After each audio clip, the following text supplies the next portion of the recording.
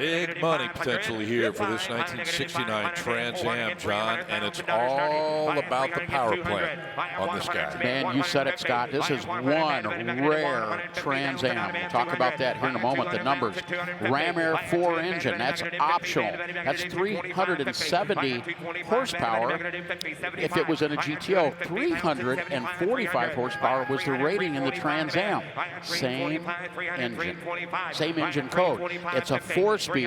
It's got the blue interior. There were 6 different interior colors available in the Trans Am. They were all white on the outside, but only 55 Ram Air 4s built. Estimated, no way to know for sure, only maybe a half dozen or so left to be known to still exist. And look at the money, 400 grand. And deservedly so.